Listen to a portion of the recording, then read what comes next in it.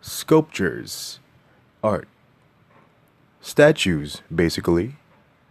Welcome to WatchMojo.com, and today we'll be counting down our picks for the top 10 best sculptures in the world. What? What do you mean we're not WatchMojo.com? Are you serious? It says here on the script that... Oh. Well, it.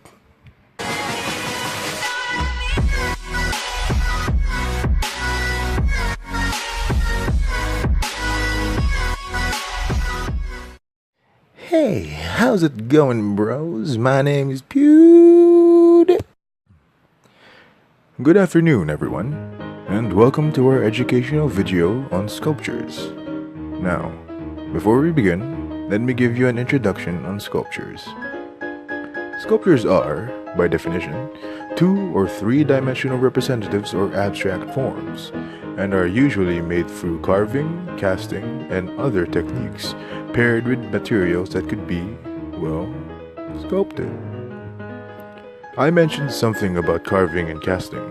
Well, these two are part of the 4 basic sculpting or sculpture techniques, and accompany the other 2 sculpting techniques that are known as modeling and assembling. We'll get to those in a bit.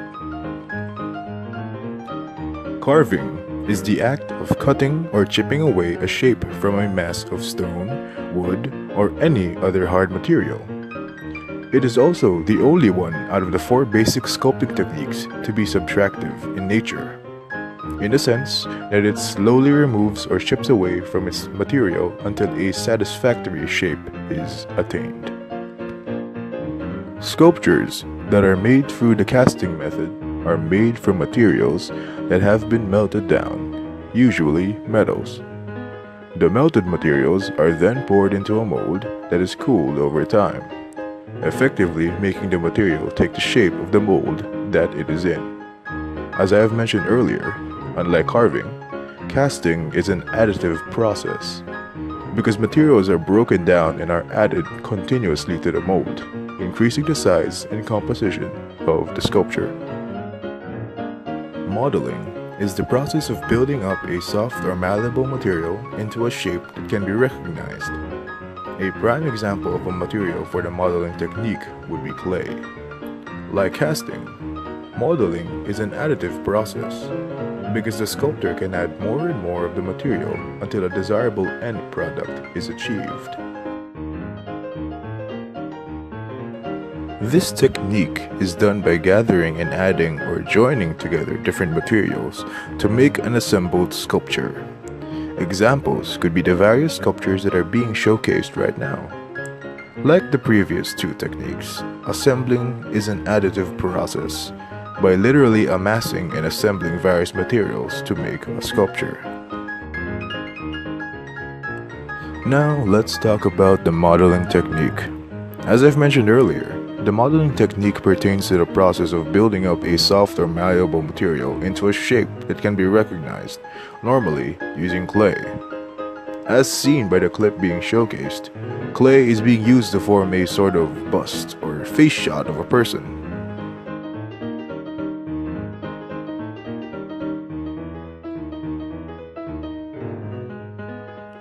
That was some mighty fine sculpting, if I do say so myself.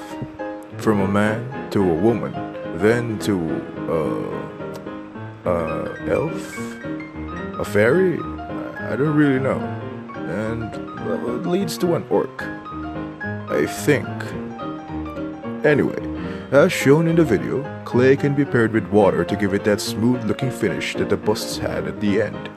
And the fact that modeling is an additive process was shown where the sculptor had started to add more and more clay to the busts. Let's go on ahead and learn about casting. Casting, as mentioned earlier, is the act of melting down materials, usually metals, and then pouring them into molds that will be left off to cool and effectively produce the intended sculpture. One method under the casting technique is the Ciré Perdu method, also known as the lost wax casting method.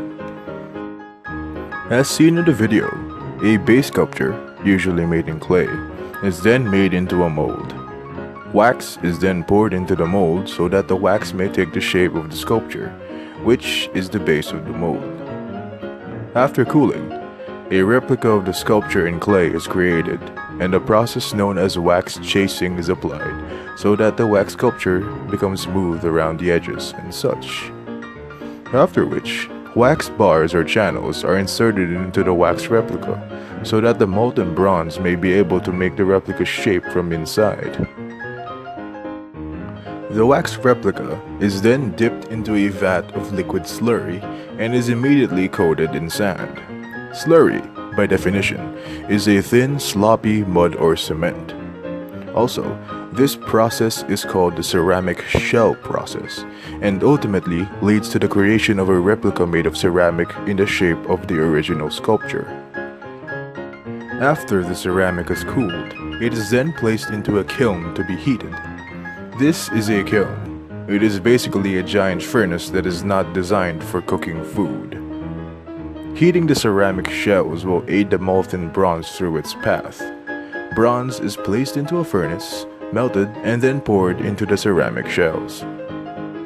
Once cooled, the ceramic is then hammered and chiseled off the now bronze replica. A few more tweaking on the bronze product and the sculpture from earlier has been successfully replicated into bronze through the Ciré Perdu or the lost wax casting process.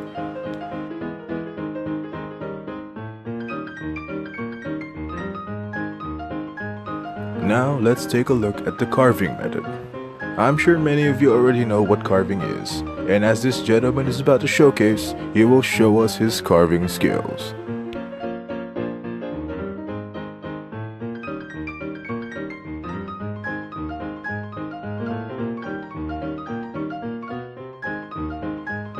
Yeah, a bit underwhelming, I know, but at a closer look, it is a very intricate piece of artwork.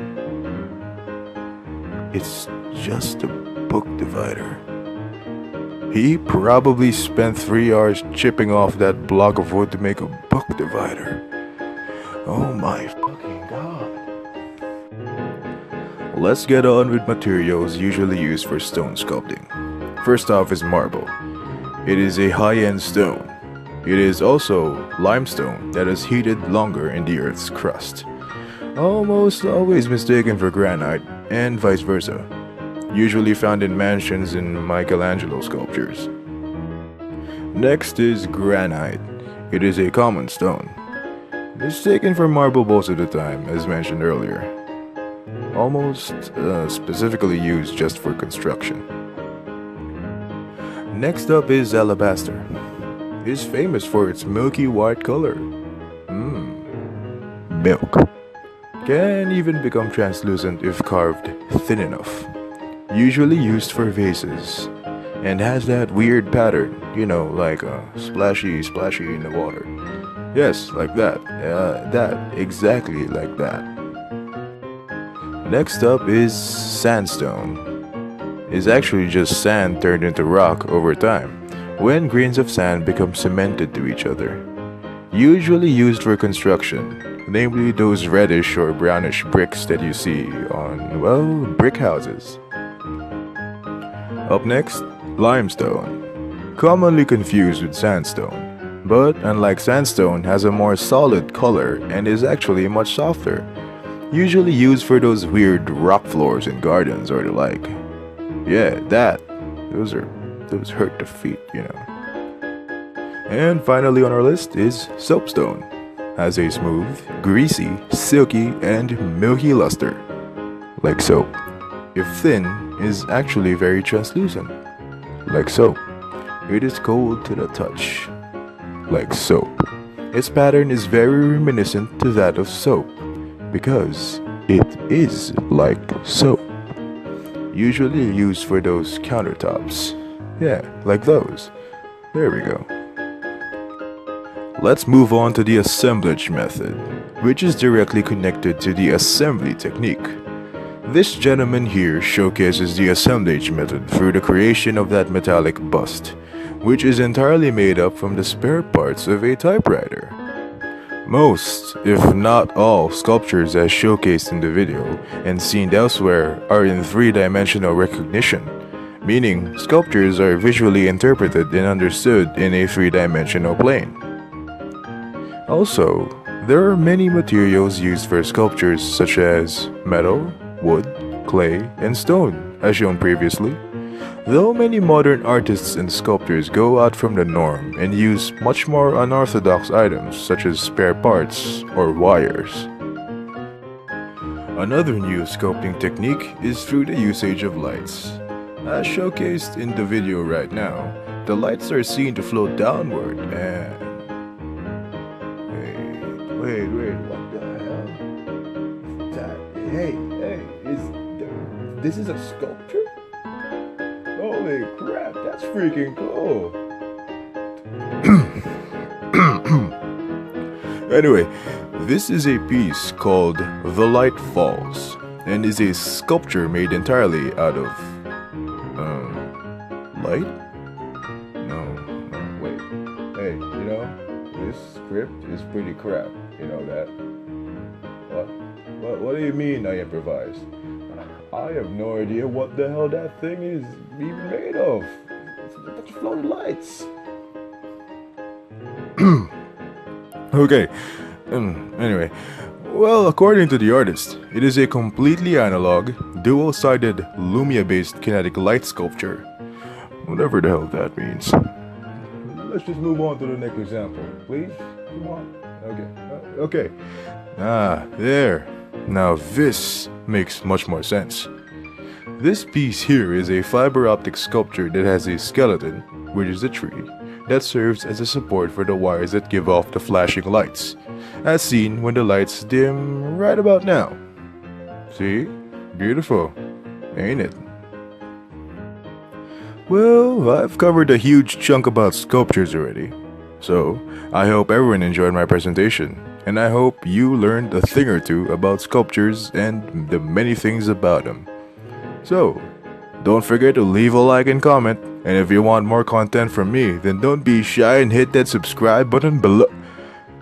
What? What now? What? I'm not a YouTuber. Oh, well.